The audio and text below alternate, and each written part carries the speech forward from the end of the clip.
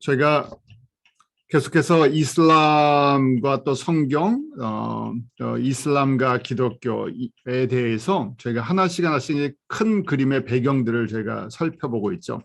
오늘은 이슬람이 종교로 어떻게 시작되었고 그 가운데 어떤 배경들을 갖고 있나 하는 그런 내용을 가지고 저희가 시간을 가지려고 해요. 저희가 이슬람을 알면서도 사실은 그냥 이름만 저희가 어떤 뉴스나 이런 걸 통해서 알지 구체적인 그 안의 내용들을 잘 모를 때가 있죠. 그래서 오늘은 저희가 그렇게 이슬람의 종교 문화적인 배경들을 하나씩 살펴볼 겁니다.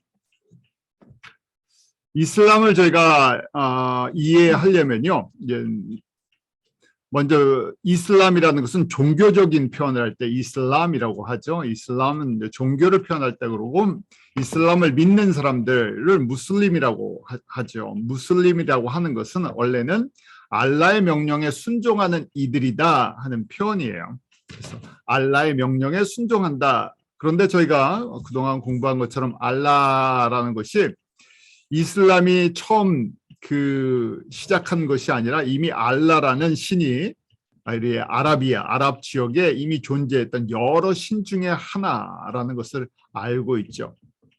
그런데 마호멧이 이 하늘에서부터 계시를 받았다. 가브리엘 천사를 만나서 이 계시를 받아서 자기가 코란을 기록하게 되었다고 하죠.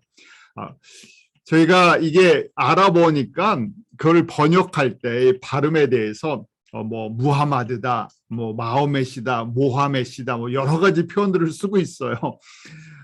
그런데 이슬람 쪽에서는 그 발음을 이슬람 발음 그대로 해갖고 원래 오리지널 이슬람 발음을 해갖고 무함마드라고 표현하기를 원하는 거 저희가 알 수 있습니다. 저희가 공부할 거니까 그런 걸 이제 일단 이런 배경이 있어요. 무하마드는 570년에 태어나서 632년에 죽습니다. 그리고 그가 계시를 받아서 기록했던 우리 이슬람의 이제 이 종교 성경과 같은 것이 이제 쿠란이죠. 이것도 알쿠란이 정식 발음이 알꾸란이라고 하는데 RAR은 정관사 더예요. 그래서 반드시 꾸란은 읽어야 할 것, 그래서 반드시 읽어야 할 것이라고 했는데 이걸 이제 영어로 코란, 그래서 저희도 이제 코란이라고 했다가 또 원어 발음 따로 쿠란이라고 했다가 사람들마다 외래어니까 이걸 번역해서 쓸 때 여러 가지 표현을 씁니다. 그런데 이 이슬람 사람은 꾸란이라고 발음하기를 원하죠. 전체 쿠란은요, 신약 성경의 약 3분의 2 정도의 분량이에요. 참 요새는 좋아져갖고 여러분들이 굳이 읽을 필요는 없지만 유튜브가 아니라 구글에 가서 쿠란 찍으면요, 다국어로 번역이 되어 있는 것을 보실 수 있어요. 거기 한국어 번역도 들어가 있어요. 그래서 이 쿠란은 저희는 성경을 성경 장절로 표현하잖아요. 그건 수라는 수라래요. 자, 쿠란은 수라라고 장을 수라라고 읽어요. 수라. 그러니까 114장으로 구별이 되어 있어요. 제목으로 나눌 때는 114장이에요. 그래서 각 장마다 제목이 붙어 있어요. 그래서 그걸 저희가 그래서 수라라고 얘기합니다. 수라. 그래서 장이에요. 114장이 되어 있고 절은 아야트라고 읽어요. 그래서 알라가 직접 계시한 것이다. 그래서 알라라는 것도 AR이 정관사라고 그랬죠. 아랍의 AR이. 그래서 일라는 아랍어로 신이라고 얘기하는 거예요. 그래서 알라는 이슬람에서 주장하기를 갓 해갖고 유일신이다. 알라만이 신이다. 그것을 그렇게 표현을 했다는 거예요. 그런데 아니죠. 알라는 이미 전통적으로 문화적으로 아랍 지역에 있었던 여러 신 중에 한 신이었어요. 이슬람이 주장을 한 게 아니라 이미 존재하던 신이에요. 그런데 지금 이슬람화, 종교화하면서 모하멧이 알라를 지금 정관사 알과 일라가 합쳐서 알라만이 신이라고 그렇게 주장을 하는 겁니다. 자, 저희가 이제 이 내용들을 한번 좀 구체적으로 이제 하나씩 볼 거예요. 아랍 문화를 좀 이해해야 되는데, 아랍은 우리가 이스마엘에게 주셨던 것처럼 들나귀처럼 창세기 우리 21장에 또 16장에 하나님께서 아브라함을 통해서 이스마엘을 주실 때 이스마엘의 후손들이 어떤 문화를 갖고 어떻게 살 것인지 미리 예언하셨죠. 그래서 이미 주전 2000년경에 이 이스마엘의 후손들은 들나귀처럼 이 유목민이면서 동시에 이렇게 누가 훈련을 시켜서 잘 이렇게 움직여지지 않을 거라는 걸 알고 계셨어요. 그래서 이 민족들이 형제를 칠 거고 또 형제들이 또 칠 거고 전쟁이 끊임없이 일어나면서 정착하기 굉장히 힘든 그런 모습들을, 사실은 그런 역사를 갖고 있었죠. 하나의 왕국으로 이렇게 나라들이 이렇게 왕국으로 분리하면서 지내왔던 것이 아니라 유목민 부족 사회 같이 지냈었어요. 그래서 아랍이라는 것은 그 단어 아랍이라는 뜻이 사나이답다, 남자답다는 뜻을 갖고 있대요. 그래서 무슬림이라는 것은 원래 이슬람이 지금 종교를 만들어서 그렇지 무슬림이라는 그 말 뜻은 복종하는 자라는 그 아랍어에서 온 거예요. 특별히 군인들이나 전쟁에 나가서 생명, 목숨을 걸고 싸우는 사람들, 그런 사람들을 갖다가 영웅시했는데 그 사람들이 바로 무슬림이라는 거예요. 전쟁에 승리하기 위해서 명령을 받아서 죽기까지 싸우는 사람들. 그것이 원래 아랍 문화 속에서 아랍어의 어원 속에 들어있는 의미라는 것이에요. 그렇기 때문에 이슬람이 무슬림이라고 부를 때 알라에게 복종하는 자라는 뜻을 갖게 된 거예요. 또 사막 유목민들이었기 때문에 벌이 굉장히 강합니다. 그래서 우리가 잘 아는 성경에 구약에 나오는 것처럼 눈에는 눈, 이에는 이. 그래서 저희가 지금의 이 이슬람 법에 보면 이 법들이 그대로 적용이 되죠. 그래서 도둑질을 한다, 손을 자르는 손 대 손으로, 이에는 이, 눈에는 눈, 이런 것. 어떤 정치인을 저희가 쉐이크라고 했었는데 독재적인 지도자를 얘기해요. 이런 것이 지금까지도 흘러와 있죠. 이슬람 종교랑 문화와 역사 속에 흘러 있어요.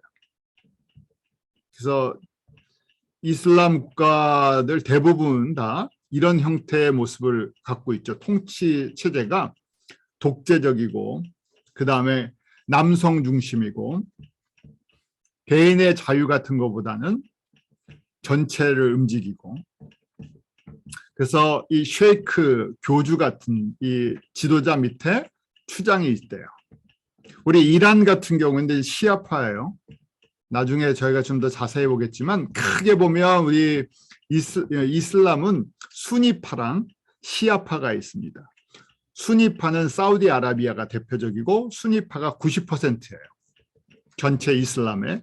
그다음 10%가 시아파인데 시아파를 대표하는 나라는 이란이에요. 왜냐하면 이제 후계자가 누구였냐에 따라서 후계자, 우리 모하메드가 죽은 후에 후계자가 적통이 누구냐, 적자가 누구냐, 이걸 따질 때 수니파랑 시아파가 이제 갈라졌던 거예요. 현재는 수니파가 90%입니다.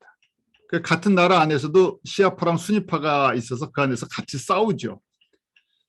참 이슬람은 그런 성향이 있어요. 지금 이런 문화적인 그런 배경 속에 또 성서적인 배경이 참 그렇게 만들어놔서 같은 나라 안에서도 같은 이슬람인데 순이냐 시아에 따라서 서로 싸우고 테러를 일으키고 누가 정권을 지느냐에 따라서 그렇게 돼서 또 연합하고 그런 모습이에요. 자, 쿠란은 114수라로 돼 있다, 114장으로 돼 있다고 말씀드렸죠. 조금씩 볼 거예요. 자, 수라를 보면 기회가 있으면 여러분들이 이렇게 좀 보셔도 괜찮아요. 왜냐하면 저희가 보면 조금 조잡해요. 왜 조잡하냐면 성경을 짜집기를 해냈는데 이 앞뒤가 좀 안 맞는 짜집기를 해놨어요. 그러니까 정말 좀 지식이 있게 체계적으로 성경을 공부를 하고 했으면 이렇게는 안 했을 텐데 뭐 구전되어 왔던 이야기들, 그 다음에 들었던 얘기들을 갖고 이 스토리를 만들다 보니까 왔다 갔다 합니다. 혼돈스럽고. 자, 그 중에 이제 이런 구조를 갖고 있어서요. 이 쿠란에 이 내용이 거의 이제 많이 같이 겹쳐져 있어요. 문화적인, 역사적인 것과 자기의 종교적인 것이. 그래서 수라 9장을 보면 이슬람을 믿지 않는 사람들의 경고가 들어가 있어요. 수라 9장에. 9장 5절에 보면 이방인이나 비이슬람 사람들을 어떻게 대하는지 이제 나와 있어요. 9장 5절 제가 그래서 이렇게 잘라내서 여러분들 보여드리는 거예요. 금지된 달이 지나면 이게 그래서 죽이고 살인하고 전쟁을 일으키지 않는 달이 있대요. 4달. 그 금지된 달이 지나면 너희가 발견하는 불신자들마다 살해하고 그들을 포로로 잡거나 그들을 포위할 것이며 그들에 대비하여 복병하라. 그러나 그들이 회개하고 예배를 드리며 이슬람세를 낼 때는 그들을 위해 길을 열어주리니 실로 이때 번역이 하나님 알라예요. 그냥 제가 왜냐면 이걸 그냥 그 한국어판 쿠란에 있는 걸 제가 카피해서 여러분들 보여드리는 거예요. 제가 그래서 이걸 말을 바꾸고 싶어도 안 바꾼 겁니다. 일부러 이렇게 나와 있으니까. 알라는 관용과 자비로 충만하심이라 이렇게 돼 있어요. 그래서 혼돈하지 마십시오. 그냥 번역상 하나님이라고 하는 거지 이 하나님이 알라가 아니에요. 알라입니다. 알라랑 하나님은 달라요. 그런데 번역을 갖다 이게 그냥 아랍어를 한국말로 그냥 번역을 하니까 번역기 돌리듯이 그러니까 알라를 한국말로 하나님으로 번역을 한 거예요. 알라는 알라 고유명사를 써야 되는데요. 자, 제가 보여드리는 건 이거예요. 수라 9장은 이슬람을 믿지 않는 불신자를 어떻게 하라고요? 죽이고 포로를 잡고 그 다음에 강제적으로 이 폭력을 취해서 이 사람들이 이슬람을 믿으면 용서해 주겠다는 거예요. 그걸 갖다가 지금 꾸란에다가 아예 기록을 해놨어요. 이게 정당화되는 거예요. 이 사람들 입장에서는 자기들의 종교 때문에 이슬람 때문에 비이슬람 교도들을 죽이는 것에 대해서 정당성을 갖고 있다는 거예요. 그리고 또 같은 수라 5장이에요. 보면 이방인들을 죽일 때 십자가나 손발을 자를 수 있다는 구절이 있어요. 이 왜 극단적인 이슬람주의자들이 나오게 되는지 원리주의자라 그러죠. 원리주의자들이 이 지금 저희로 얘기하면 저희도 이제 보수적인 사람들 있잖아요. 성경에 있는 구절을 그대로 지켜야 된다. 여기서도 원리주의자들이 있는 거예요. 거기에 보면 수라 5장 33절에 실로 하나님과 선지자 여기 이제 제가 알라라고 할게요. 알라와 모하마드에게 대항하여 지상의 부패가 도래하도록 하려 하는 그들은 사형이나 십자가에 못 박히거나 그들의 손발이 서로 다르게 잘리우거나 또는 추방을 당하리니 이는 현세에서의 치욕이며 내세에서는 무거운 징벌이 그들에게 있을 것이다. 그러니까 지금 알라나 모하마드가 내린 율법에 대해서 대항하면 어떻게 된다고요? 죽이든지 십자가에 못 박든지 손발을 자르든지 이런 치욕으로 끝나지 않고 죽어서도 또 형벌을 받을 것이라 이렇게 해서 협박을 하는 거죠. 그러니까 이게 이 폭력과 살인에 대해서 자신들의 종교를 주장하기 위해서 이렇게 지금 쿠란으로 만들어놨다는 거예요.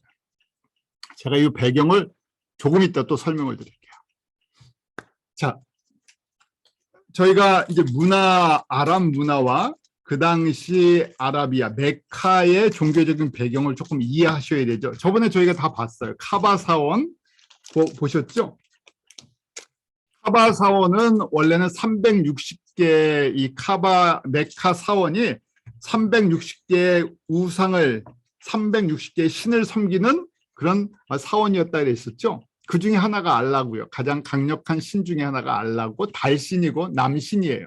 원래 다른 지역은 달신은 여성신 세미라미스인데 지금 아라비아 이쪽 메카 지역에서는 달신이 남성신이에요. 그래서 바알을 상징하는 거예요. 그 메카의 메카의 카바 사원을 향해서 하루 5번씩 기도하는 풍습이 이슬람 이전부터 있었다는 얘기예요. 이게 갑자기 모하메드가 다 만들어낸 게 아니라 있었던 걸 접목을 시킨 거예요. 메카는 카바 사원 때문에 예전부터 중동 상인들이 모이는 상업 중심지였고 또 카바 사원 때문에 종교 중심지였어요. 그 아라비아의 가장 중심적인 이 종교 중심지, 상업 중심지였어요. 저희가 지금 뭐 날씨는 사막 지역이니까 더운 날씨죠. 그래서 돼지고기 같은 것들은 쉽게 상하기 때문에 부정한 음식으로 원래부터 먹지 않았던 거고, 또 여자들은 햇빛을 가리기 위해서 뭐 히잡이나 뭐 이런 것들을 쓰게 하고, 여성들의 이 전통적으로 유목민들의 문화를 갖고 있다 보니까 여자들의 권리를 인정하지 않았죠. 철저히 남자들의 소유예요. 재산. 좋게 이야기하면 남자들의 보호를 받아야 된다. 그 다음에 좀 나쁘게 생각하면 인권이라는 것 자체가 없죠. 인권으로 생각을 하지 않기 때문에 그래요. 그것이 이슬람 속에 이제 들어갑니다. 왜냐하면 이슬람은 지금도 또 말씀드리지만 모하메드이 혼자 만든 것이 아니라 이미 기존에 지금 이런 문화와 종교적인 배경 속에 자신이 또 새롭게 받아들였던 기독교의 혼합 그 이단 사상이랑 다 섞어서 사단의 앞잡이가 돼서 만들어 놓은 거예요. 그래서 어떤 면은 굉장히 조잡한 부분도 많다고 말씀을 드린 겁니다. 자, 지금 이런 문화적인 배경을 갖고 있어요. 그래서 수라 4장에 보면 남자가 여자를 관리할 권한이 있다고 명시를 해놨어요. 여러분들 뭐 좀 언제 저희가 쿠란을 보겠습니까? 뭐 목사님 뭐 저희가 쿠란을 봐야 됩니까? 안 보셔도 되죠. 저희가 지금 공부하느라고 타종교에 대해서 특별히 저희가 이슬람은 기독교와 지금 계속해서 저희가 복음을 전할 때 이제 가장 일선에서 부닥치는 그런 부분들이죠. 주님 오실 때 가까웠을 때 복음이 땅끝까지 증거될 때 이제 가장 강하게 부닥치는 곳이 이제 이슬람권이잖아요. 그래서 저희가 이슬람의 기본적인 배경은 이해하고 그분들이 뭘 도대체 주장하고 왜 그런 행동을 하고 그런 모습들이 있는지를 저희가 보는 거예요. 거기 수라 4장 34절에 보면 남성은 여성의 보호자라. 이는 알라예요. 알라께서 여성들보다 강한 힘을 주었기 때문에 남성은 여성을 그들의 모든 수단으로 부양하나니 건전한 여성은 헌신적으로 남성을 따를 것이며 남성이 부재시 남편의 명예와 자신의 순교를 보호할 것이다. 그런데 아시죠? 우리 이슬람은요 이혼을 허락합니다. 그다음에 여자들은 또 남자의 그 소유물이기 때문에 소유 개념이기 때문에 일부 다처제를 또 허락하죠. 왜냐하면 지금 이런 내용들이 들어가 있는 거예요. 혼자 살지 못한다. 혼자 살지 못한다. 그러니까 남성은 여성의 보호자다. 근데 이게요 좋게 얘기해서 보호자지 뭡니까? 조금 나쁘게 얘기하면요. 남자의 그 권한 안에서 존재해야 된다는 거예요. 함부로 나갈 수도 없고 움직일 수도 없고 여성의 권리나 권한이 있지 않다는 얘기예요. 그래서 지금까지 이제 저희가 이제 좀 이따 사우디아라비아 법들을 보면 알 텐데요. 얼만큼 이제 여자들이 눌려서 살았는지를 알게 돼요. 제가 다큐멘터리를 한번 봤어요. 아프가니스탄 여자들의 지금 아프가니스탄이 탈레반으로 넘어간 다음에 그곳에 있는 사람들이 아프가니스탄 여자들의 그 사고에 대해서 그들이 무슨 생각을 하고 사나 하고 그거에 대한 다큐멘터리를 봤는데 저희가 보면 왜 저 사람들이 저런 세상에서 아무 소리를 안 내고 살지 하는데 거기에 사는 사람들은 지금 이 내용이에요. 이거에 주입이 돼 있었고 가정에서 자녀를 낳고 자녀를 키우고 그다음에 남편의 이 밑에서 그냥 사는 것 이상을 생각하지 않는데요.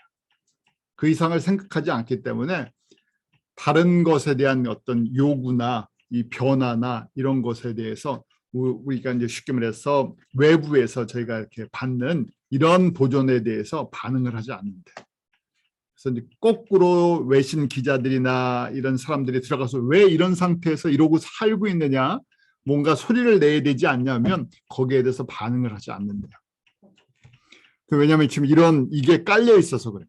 아프가니스탄이나 지금 아라비아 안에서 이게 1, 2년 쌓인 게 아니라 지금 수천 년 동안 이런 문화 속에서 살다가 지금 이걸 종교로 만들어서 이 종교의 영향 속에 두 가지가 합쳐지니까 이 절대적인 이제 순종으로 들어가 버리죠. 자, 얼마 전 지금 이런 모습이에요. 이슬람 여자들의 모습. 대부분의 나라가 여성의 투표권을, 여성의 정치 참여권을 인정하지 않았었습니다. 요새 조금씩 바뀌고 있어요. 조금씩 최근에 들어와서. 당연히 여성이 이혼권을 갖고 있지 않아요. 남자가 이혼을 시키는 거죠. 쫓겨나는 거예요, 남자한테. 그다음 상속할 때 남자가 여자보다 2배를 더 받는데요. 여성 운전 허락을 하지 않았었습니다. 사우디아라비아를 대표적으로 볼게요. 얼마 전까지 여성 운전을 허락하지 않았어요. 얼마 전에 그 사우디 여성 운동가가 있어요. 여성 운전을 해달라 그래서 이런 걸 이슈로 해갖고 소셜 네트워크에서 뭐 이렇게 하다가 또 붙잡혀서 몇 년씩 살고 이것 때문에 조금 그런 움직임 때문에 조금씩 바뀌긴 했는데 여전히 그런 소리를 할 때마다 붙잡혀서 감옥에 갑니다. 남편의 허락 없이는 외출이 불가해요. 거의 감금 상태다. 감금이 가능하죠. 그래서 저희가 보면 여자들을 집안 식구들이 모여서 때리고 감금시키고 그 다음에 집안 회의를 통해서 죽일 수도 있어요. 왜냐하면 남자의 밑에 있기 때문에 그게 가능한 그런 것들을 갖고 있어요. 2002년 5월에 그 사우디 공주가 그 책을 냈어요. 탈출을 해서. 술타나라는 게 프린세스, 그 아랍어로 술타나가 프린세스, 공주라는 건데 그 서문에 우리 사우디아라비아 여성들에게 진정한 변화의 가능성 거의 없습니다. 여러분의 도움이 필요합니다. 그래서 서방 세계에다가 이 책을 써서 사우디 여자들이 어떻게 사는지에 대해서 이 발표를 했어요. 이게 큰 움직임을 줬어요. 20년 전에요. 이 책이 아주 큰 반항을 큰 이 변동을 일으키고 다 지금은 이제 소셜 미디어 뭐 지금 핸드폰 뭐 이런 것 때문에 사우디에도 바람이 조금 불기 시작했어요. 그래서 이게 이제 최근 사진이에요. 2002년 2월 달에 2022년이에요. 지금 2022년 얼마 전 2월 달에 사우디 국영철도에서 처음으로 여성 기관사를 모집한다고 광고를 했대요. 그런데 운영은 스페인이 운영을 하는 거래요. 스페인 회사가. 그런데 30명 모집하는데 28,000명이 지원을 했대요. 900대 1이래요. 근데 지금 사람들 보세요. 지금 어떻게 하고 다니나. 저희 왕세자 유명한 왕세자 사진 있죠? 한쪽에서는 이 테러도 하고 언론인 죽이기도 하고 탄압도 하면서 너무 서방의 그 영향력이 너무 거세고 요새는 이런 게 나오니까 그래도 형식상 이렇게 했는데 그래서 뽑은 게 아니라 1차 뭐 서류 뭐 하고 해갖고 훈련을 또 시켜야 된다고 뽑힌 사람 중에서 훈련을 시켜서 뭐 1년, 2년, 3년 있다 잡을 주겠다 이렇게 했대요. 자, 그래서 제가 자료를 정리를 해봤어요. 사우디아라비아의 그 2002년에 그 술타나라는 책이 이제 발표가 되고 20년 동안 많은 여러 가지 것 속에서 어떻게 됐나? 2018년에 처음으로 여성 운전을 허용했대요. 2018년에. 이것도 지금 크게 떠들면 감옥에 갑니다. 어쩔 수 없이 이제 좀 허락해 준 거예요. 그 다음에 2019년에 처음으로 참정권을 허용했어요. 그래서 이제 지방 그 의원들 투표하고 지방 의원으로 나올 수 있도록. 지방의원 수준에서. 그리고 2019년에 지금 남자가 후견인이죠. 남자 후견인 제도가 일부 폐지됐어요. 일부 조금 풀어줬다는 거예요. 남자의 절대적인 이 보호 밑에 살다가 조금 풀어줘서 이제 여권이나 혼인신고, 출생신고, 이혼신고를 직접 가서 할 수 있게. 남자가 허락 안 하면 못 갔던 거예요. 나가지도 못하니까. 그 다음에 식당이나 상점에 남자, 여자 줄이 따로 있었는데 그 줄을 이제 구분을 좀 없앴대요. 2020년부터 스포츠 경기를 볼 수 있도록 허락을 했다고 합니다. 여러분 기억하시는지 모르겠어요. 몇 년 전에 지금 코로나 요때 끝나고인가요? 그 BTS가 BTS 거예요. BTS가 최초로 사우디아라비아에서 스타디움에서 그 야외 스타디움에서 공연을 했어요. 그래갖고 이게 신문에 크게 나왔어요. 그 최초의 이 여자들이 올 수 있도록 허락한 그 공연, 쇼 공연을 허락했다. 한국 아이돌 BTS한테.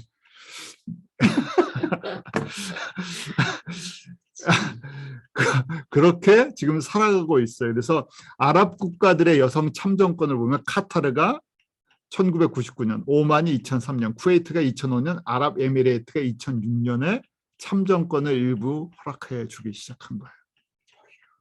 여러분들 사우디아라비아를 쉽게 생각하지 마세요. 가장 보수적인 그다음에 순위파 보수, 저희로 얘기하면 보수적인 이슬람의 그 우두머리예요. 돈이 많고 여러 가지 사업에 관여하고 투자를 한다고 그 나라가 굉장히 자유로운 곳이 아니라 가장 폐쇄적인 곳 중에 하나라는 얘기예요. 자, 다시 마호멧이 이슬람을 시작할 때 그 당시 그 당시 아라비아 메카의 모습들을 이제 설명해 드릴게요. 그러니까 저희가 570년에 태어났죠. 570년과 600년 사이에 이미 유대인 디아스포라가 그 메카 중심의 큰 상업 부자들이었어요.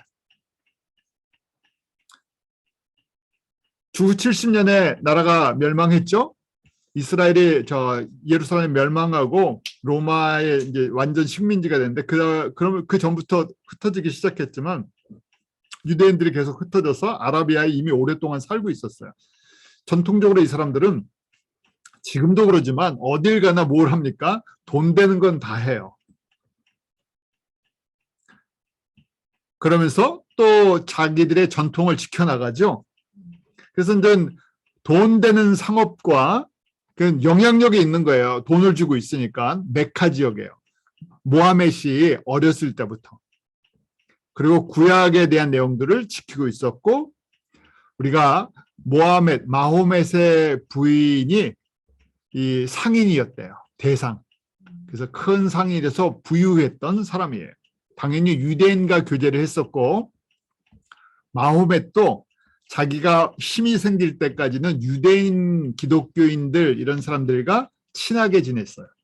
왜냐하면 그 사람들의 영향력이 워낙 컸기 때문에 그 사람들을 대항하면 안 돼서요. 처음에는 자기가 그렇게 계시를 받고 이슬람을 시작할 때 알라는 구약 성경에 우리 신약 성경에 여호와 하나님과 동일한 하나님이다. 그렇게 주장을 했어요. 알라랑 성서의 여호와랑 다른 하나님이 아니다. 같은 하나님이다. 우리는 유대인과 기독교인과 유대인과 형제다. 절대 적대적으로 하지 않는다. 절대 우리는 강제적으로 포교를 하지 않는다. 그렇게 했었대요. 그래서 좋은 관계를 유지했었대요. 그 당시에 이 메카 중심에 그 사는 사람들은 페르시아 사람들도 있었고 인도 사람들, 중국 사람들, 그래서 도자기 장사들을 무역을 많이 했는데 차이나 웨어가 거기서 나왔다고 합니다. 그리스 사람들의 영향도 받고 있었고 애굽 사람들, 또 기독교인 중에 특별히 이단 영지주의, 아리안주의, 그 아리안주의 저희가 들었었죠. 성부 하나님만 인정하는 그런 북아프리카 이런 영향을 받았었고, 또 이 지금 아라비아 대상들이 시리아 쪽까지 움직이면서 그런 시리아 쪽 변질된 기독교들 또 아니면 진짜 기독교 그런 사람들의 영향 속에서 지금 이 다문화 상태가 메카 지역의 아라비아 상태였어요. 교통과 무역의 중심지면서 다문화, 다종교 그런 형태였어요. 유대인들도 여기서 큰 영향력이 있었다고 분명히 말씀을 드렸어요. 자, 그래서 마호멧이 기독교에 많은 영향을 받습니다. 그 중에 이제 대표적인 것이 세속화된 기독교의 영향을 받아요. 왜냐하면 주후 저희가 지금 570년에서 600년 사이니까 어떤 시대인지 여러분이 생각하셔야 돼요. 이미 이제 저희가 이 종교회의를 통해서 삼위일체 신학이 어느 정도 정립이 됐지만 동시에 마리아 숭배 사상이 로마 카톨릭에서 만들어졌죠.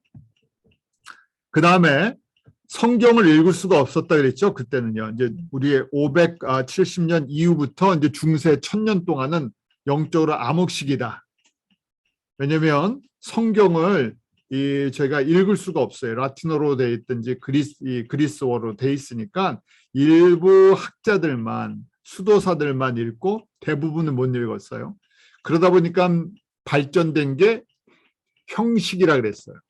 그래서 우리 로마 캐톨릭이나 마찬가지로 정교회도 마찬가지예요. 정교회도 이런 형식이 이런 것들이 굉장히 발달돼 있는데 특별히 이제 캐톨릭은 그림, 그 다음에 성인들, 순교자의 유물 이런 것을 갖다 통해서 신앙을 갖다가 전달하는 방법들을 택했어요. 그러다 보니까 혼합 종교가 돼버렸죠. 정교회는 그런 거를 하지 않으려고 했었고 정교회는 정교회도 나름대로 또 여러 가지 문제가 계속 있었어요. 자, 또 기독교에서는 이삭을 높이고 이스마엘을 무시하죠. 그런데 아라비아 사람들은 이스마엘의 후손들이에요. 사라를 높이고 성서에서는 하갈을 낮췄어요. 이런 영향력이 있고 교리 분쟁이 끊임없이 있었고 아리우스 학파의 영향력이 심합니다. 참 희한한 게 지금도 그렇잖아요. 저희가 정통 복음 아니면 정통 신학보다 이단 사상이 선교지에 더 빨리 들어가요. 저희가 1990년에 러시아가 열릴 때, 러시아 막 선교 열릴 때 개신교 선교사들보다 이미 저희가 기독교 이단 선교사들이 먼저 다 들어갔었어요. 이단의 영향력들이 더 빨리 퍼지죠. 이 지역도 그랬어요.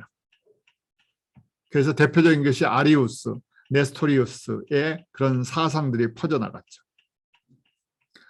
여러분들이 이제 제가 조금 있다가 마호멧의 배경을 설명할 텐데 마호멧이 25살까지 책을 읽지 못했다고 얘기해요. 문맹이었다. 교육을 받을 기회가 없었기 때문에. 그러면 어떻게 다 들었냐? 주워 들었다는 얘기예요. 무슨 얘기인지 아시겠죠? 여기저기 다니면서 주워 들은 얘기예요. 그래서 이게 앞뒤가 좀 안 맞는구나. 체계적으로 연구를 한 게 아니라서 그렇습니다. 자, 아랍은 이 토속 종교가 다신교라 360개 우상이 있었다 그랬죠. 카바사원에. 그런데 이것을 갖다가 지금 마호멧이 어떻게 합니까? 알라라는 단일신 개념으로 유일신 개념으로 바꿔버려요.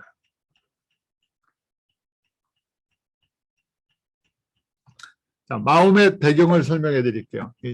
자, 이게 조금 이 배경이 그래도 훨씬 저희한테 흥미가 있어요. 자, 말씀드린 것처럼 마호메트 한국말로 이제 한국말이에요. 왜냐하면 영어로 마호멧이라고 하니까 이 마호멧을 한국말로 그대로 쓴 게 마호메트예요. 그런데 아랍 사람들은 아랍의 음역대로 무함마드라고 말하기를 원해요. 근데 어떤 데는 무하마드, 모하메드 여러 가지 것들을 쓰죠. 그래서 이슬람 사람들이 주장을 하기를 무함마드로 얘기해달라 그렇게 합니다. 하도 이렇게 하니까 혼돈스러워요. 여러분들이 그냥 간단 영어식으로 마호멧, 그다음에 아랍어로는 무하마드 이렇게 하는 거예요. 쿠란도 이제 그렇죠. 알쿠란에서 이 쿠란이라고 얘기했어요. 코란 이렇게 하기도 하고요. 마호멧의 원래 뜻은 높이 찬양받다, highly praised. 그러니까 세상 사람들도 또 마귀들도요, 이런 성서적인 표현들을 잘 쓴다는 거예요. 종교적인 표현들. 그래서 마호멧은 뜻이 highly praised, 높이 찬양받는. 마호멧의 아버지의 이름은 압둘라예요. 압둘라. 제가 한글을 잘못 찍었습니다. 압둘라예요. 압둘라. 자, 이 알라라는 표현이 굉장히 흔하게 쓰던 표현이었다. 이 이슬람이 생기기 전에 알라라는 신이 흔했었고, 알라라는 이름도 사람들이 이렇게 많이 인용을 했어요. 그 다음 어머니의 이름은 아비나라고 얘기합니다. 믿을 만한 자라 아비나라고 하는데, 마호멧이 어머니가 마호멧을 임신했을 때, 임신한 지 3개월 만에, 결혼한 지 3개월 만에 압둘라가 죽었대요. 그래서 태어날 땐 아버지가 없었어요. 여기에 대한 많은 설이 있습니다. 많은 설이 있어요. 진짜 아버지가 압둘라냐? 둘이서 진짜 결혼한 거냐? 다른 사람의 애 아니냐? 어머니가 약간 무당 접신을 하고 하는 그런 사람이었다. 하여간에 그래서 이 마호멧의 출생에 대한 많은 의문이 있어요.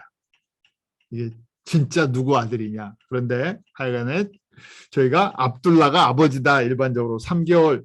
그래서 아버지가 아들을 보지 못했어요. 어머니가 마호멧을 낳고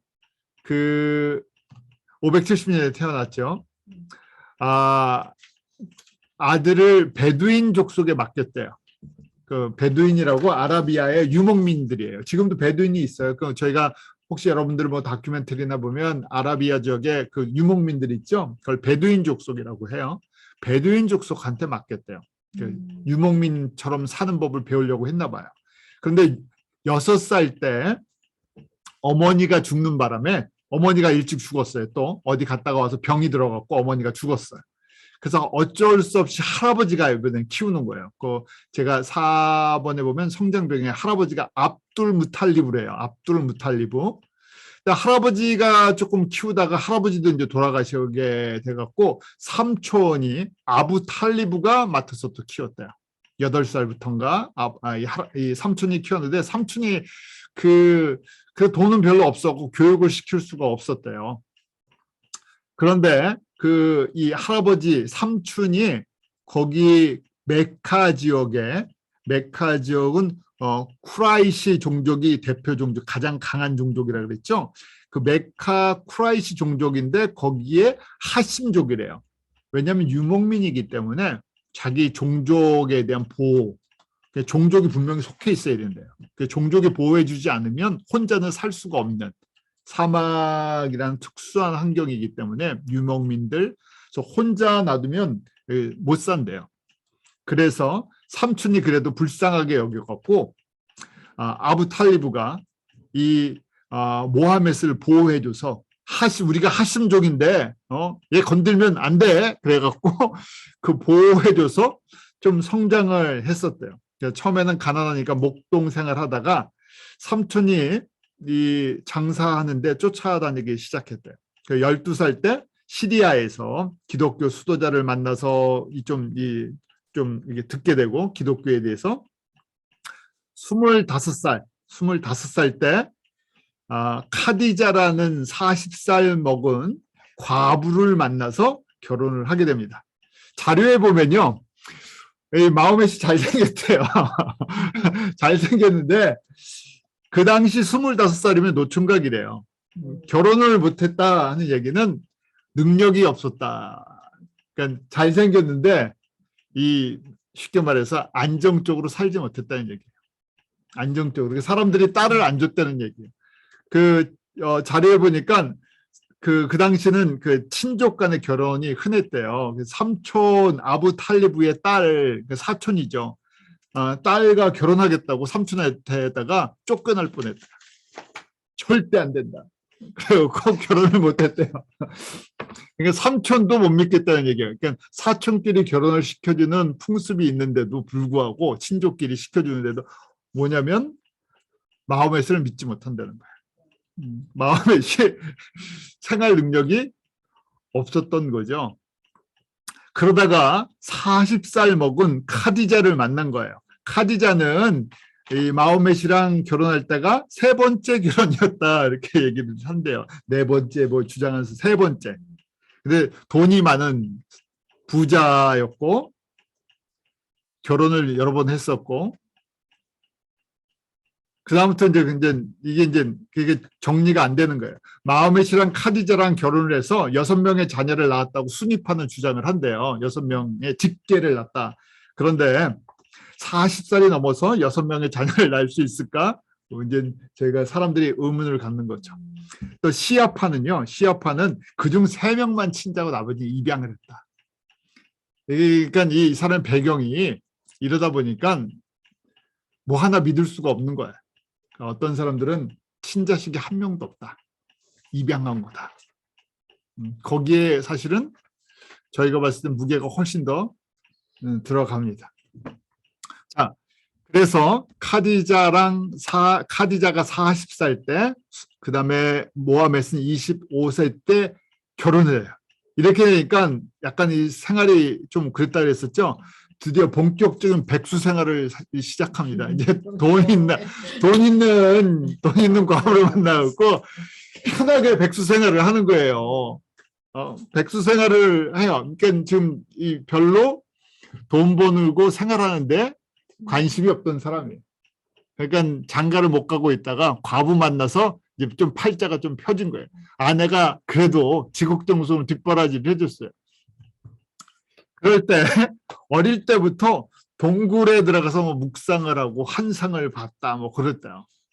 그다음에 어머니가 지역 무당 같은 노릇을 해갖고 아라비아 귀신들 접속도 하고 그래서 어려서부터 약간 귀신에 잡힌 거 아니었냐 그 얘기들 들어보면 그런 건데 결혼을 하고 나서 이게 좀 백수 생활을 하고 동굴에 가서 뭐 이렇게 묵상한다 그러고 뭐 그러고 이제 했던 거예요. 왜 지금 돌아다니면서 주워 들었던 것도 있고 그러다가 바위가 자신에게 절을 한다 뭐 이런 주장도 하고 그러면서 그 유명한 히라 동굴 가서 우리 지금 저 메카 옆에 히라 동굴 저번에 보셨죠? 히라 동굴 가서 은둔 생활을 시작했대요. 그러다가 40세 610년에 히라 동굴에서 알라의 메시지를 직접 받았다는 거예요. 그래서 그 자료에 보면 땅에 넘어져서 식은땀이 나고 뭐 여러 가지 있었는데 가만히 현상을 보니까 이게 간질 아니었냐, 입신된 거 아니냐, 뭐 악령에 붙잡힌 거 아니냐, 여러 가지 너무 힘들어갖고 아내한테 이야기를 했대요.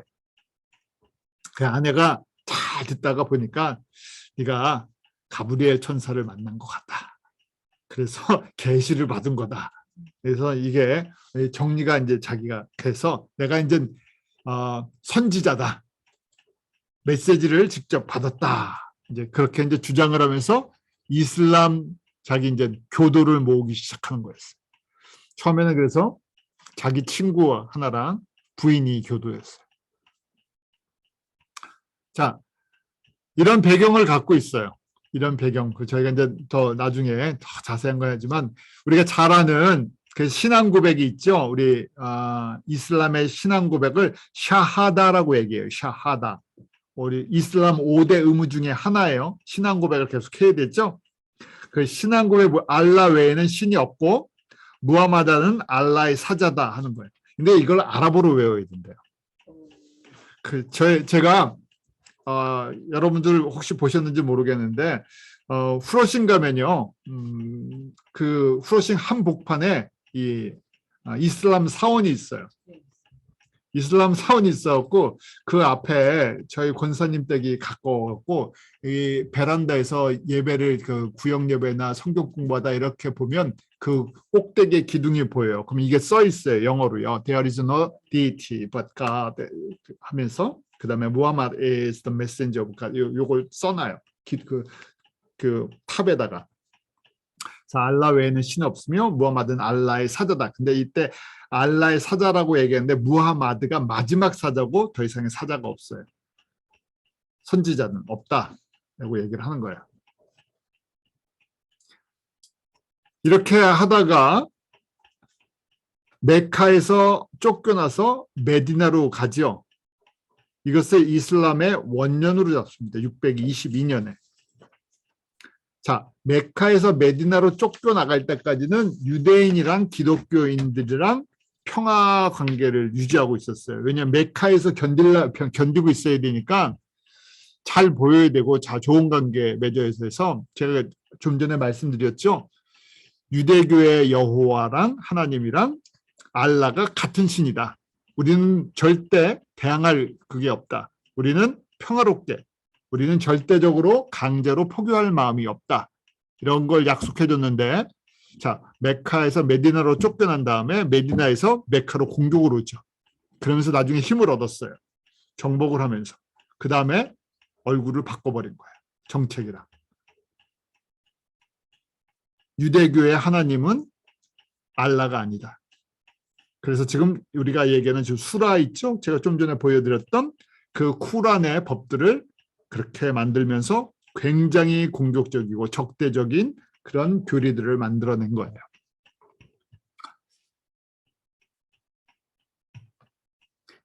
그냥 간단하게 정리하면 알라와 하나님을 비교하면 알라는 바알, 남신이죠. 초월적인 존재예요. 인간이 알 수도 없고 만날 수도 없고 교제할 수 없어요. 비인격적인 존재예요. 그런데 그렇게 표현을 좀 해놔요. 쿠란에다가 자비롭고 자비롭다 이렇게 표현하는데 나중에 그게 바뀌죠. 공격적이고 굉장히 극단적인 표현들을 써요. 그리고 유일신 개념을 갖고 있어요. 이걸 기독교의 영향을 받았기 때문에 360개의 신에서 단일신이랑 유일신이랑 여러분 차이를 알고 계셔야 돼요. 단일신 여러 신 중에 하나를 얘기할 때는 그 단일신이라고 하는 거고 유일신은 다른 신 자체를 부인하는 거예요. 그러니까 알라만 신이다. 성부 하나님의 그 개념을 배워서 그래요. 자, 알라도 모든 것 할 수 있고 무소부지하다. 그런데 변덕스러워요. 마음이 바뀌어요. 그래서 이전법과 이후법이 있어갖고 이전에는 자비로웠는데 지금은 뭐라고요? 알라랑 무하마드에게 대항하면 죽여버리겠다. 그걸로 바꿔버린 거예요. 사랑의 기초가 아니고 초월의 개념이에요. 인간의 역사 속에 직접 들어오지 않는데요. 알라는 선지자나 천사를 통해서 들어온대요. 부정적인 표현을 써요. 알라는 뭐뭐하지 않는다. 그 다음 구세주라는 개념이 없어요. 세비어. 왜냐하면 알라에게 절대 복종하면 구원을 받는 거예요. 그래서 구원에 다른 길이 있지 않아요. 복종만이 있어요. 하나님은 저희가 전지전능하시고 무소부지하시지만 인간의 역사 속에 들어와서 인격적인 교제를 하시는 하나님이시고 삼위의 하나님이시고 성품 모든 것을 알고 계시지만 이 제한적인 성품이라고 이제 얘기를 한 거는 성품이 어떠냐면 변덕스럽지 않으시다는 거예요. 분명한 하나님은 선이세요. 의로우시고 거짓을 모르시고 그 다음에 신실하시고 이것이 한번 구약에서부터 우리에게 이 하나님의 성품이 변함이 없으시죠. 일정하세요.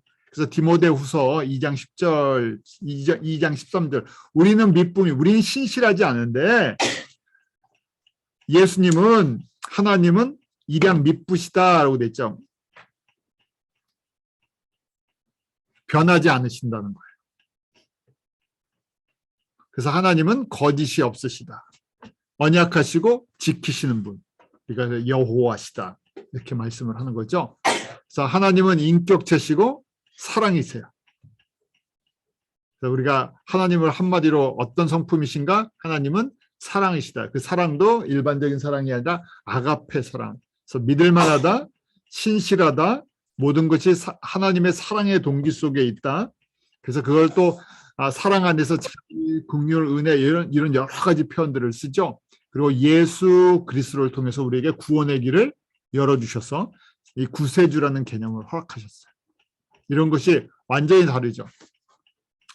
저희가 이렇게 이슬람과 이제 여러분들이 그렇게 잠깐씩 제가 수라를 보여드리는 것처럼 마호멧의 배경 25살 이전까지 글을 배워본 적이 없었다 그랬죠. 그러다가 어떻게 이 계시를 받으면서 이제 이 글에 대해서 눈을 떴던 것 같아요. 초자연적인 좀 방법이 있었던 것 같아요. 가브리엘을 만난 것이 아니라 저희가 봤을 땐 가브리엘로 변화된 사단 마귀를 만난 것이 아닌가. 그러면서 이 메카 중심의 그 토속 신앙이랑 기독교의 성서적인 내용이랑 섞었어요. 그래서 이슬람들이 이제 이해하는 예수인데요. 마리아에서 예수님이 태어났다고 그렇게 쿠란에 써 있어요. 처녀 마리아가 예수를 낳았다. 그런데 그 재밌는 거는 모세와 아론의 누이, 우리 주전 1500년이죠. 그때 모세 아론의 누이가 미리암인데 미리암이랑 마리아랑 혼돈했어요. 누가요? 모하멧이요. 그래서 같은 사람이라 그렇게 표현을 해놨어요. 그 이름을 메리암 이렇게 해갖고 같은 동일인으로 취급을 해요. 왜냐하면 구약과 신약을 제대로 공부를 한 게 아니라 주워 들어서 섞어서 그런 옛날에 사람들이 모이면 뭐 상인들이나 장사하는 사람들 모이면 모닥불 피워놓고 이런저런 얘기했겠죠. 그런데 기독교인들이 무슨 얘기를 뭐 썰을 풀었겠죠. 그런 걸 주워 들으니까 이 이름이 비슷하니까 모세 아론의 왜냐하면 성서에 이름 같은 거 많잖아요. 그러니까 미리암과 메리를 갖다가 혼돈해서 같은 사람이다 이렇게 들었어요. 연도도 막 뒤죽박죽 돼 있어요. 연도도 맞지가 않아요. 그러니까 예수님은 사람이다, 하나님이 아니다. 그 알라의 종, 선지자인데 일을 잘 못했다. 그렇게 해요. 하나님의 아들이 아니라고 주장을 하고 하나님의 아들이라고 주장을 하면 뭐라 해요? 이단이에요. 자, 하나님의 아들이라고 주장을 하는 거죠. 우리 이제 정통 기독교에서는. 근데 하나님의 아들이 아니라고 주장하는 기독교 이단 종파가 있어요. 그게 뭡니까? 아리안주의예요. 아리안주의는 성부 하나님만 하나님이시고 사람이 어떻게 하나님이 될 수 있냐? 예수는 하나님이 아니다고 주장하는 게 아리안 학파라 그랬죠. 어디서 주워 들은 것 같아요? 아리안 사람들한테 좀 주워 들었구나. 그런 거예요. 그 다음에 십자가에 죽지 않았다고 얘기해요. 예수는 십자가에 죽지 않고 사명을 완수하지 못했대요. 죽었어야 되는데 그렇지만 승천은 했대요. 하늘에 올라갔다는 거예요. 다시 인간으로 온대요. 그래서 예수가 묻힐 무덤을 메디나에 준비해놨대요. 일을 잘 못했다는 거예요. 선지자 일을 잘 못해갖고 다시 그 일을 하러 와야 된다는 거예요. 그래서 무슬림의 구원은 알라의 명령에 완전히 순종할 때 가능할 수 있다. 그래서 특별히 순교자들 있죠? 순교자들. 편이 이상하네. 순교자가 이슬람의 순교자들이에요. 이슬람 테러리스트. 그런 사람들은 구원을 받는다 약속을 해주는 거예요.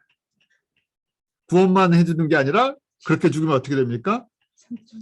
뭐 천국에 가갖고 예쁜 여자 뭐 72명인지 몇 명이랑 같이 살 수 있는 그 끝내주는 삶이 있다. 그러니까 지금 그런 개념이에요. 그래서 아브라함을 메카 출신 카바 사원을 만들었다고 주장해요.